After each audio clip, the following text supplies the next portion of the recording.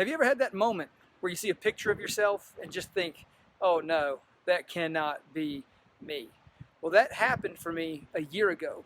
We were on vacation. I'm on vacation right now. This is Seaside, Florida, Santa Rosa Beach behind me, looking good. But this time last year, I was actually at Jackson Hole, Wyoming. And my wife and I had climbed up this mountain over there called Snow King. And I shouldn't say we climbed. We kind of walked up. You know how it goes. But somewhere up the way, we saw a lady, and we asked her to take our picture, and she did.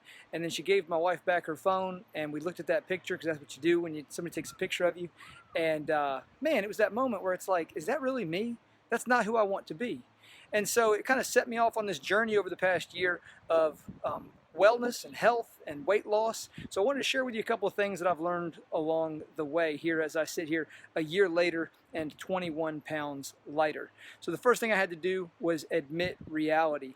And that's what that picture really did for me. It showed me that who I was not who kind of I thought I was. It was that wake-up call. And then, of course, we got home, and I had to renew my life insurance. And so that was another wake-up call when they actually took my blood pressure and said, man, sir, you are dangerously high. And I didn't think that I was that, my blood pressure was that high, but apparently it was. And so those two kind of events back to back, the picture and the blood pressure, they really shook my world up and said, you got to make some changes. And so that's what I did.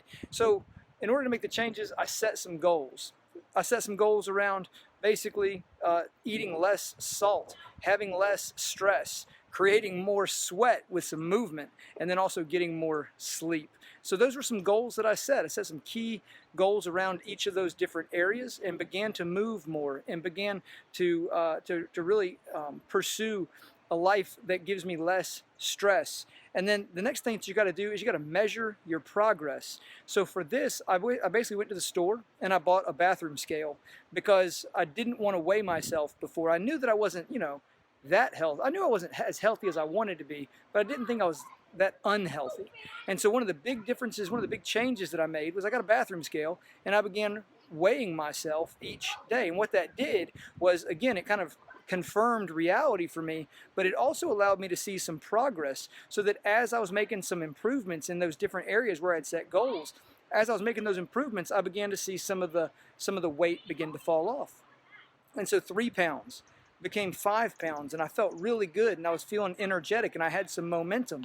And so I just kept that going. 5 pounds became 10, became 15, and where I stand to you, or where I am with you now, is 21 pounds later. I still got some ways to go, but I'm a lot better off this time of year than I was last year. And you might be watching this video thinking, what does this have to do with youth ministry and with youth pastors? And honestly, look, if you're not at your best, then you can't give anybody your best. And I think that that's true when it comes to your family and when it comes to your ministry. And so who you are and how well you're doing kind of in your health situation and in your personal kind of element or aspects of your life, it's all contributing to your effectiveness in your ministry. And honestly, that's why it's one of the components that I include in my coaching program. We get into things like financial goals and wellness goals and family goals and all those different kind of aspects of your personal life, because that is very important to really have a balanced, healthy ministry. You got to have a balanced, healthy life. I'm convinced that ministry health starts with minister health.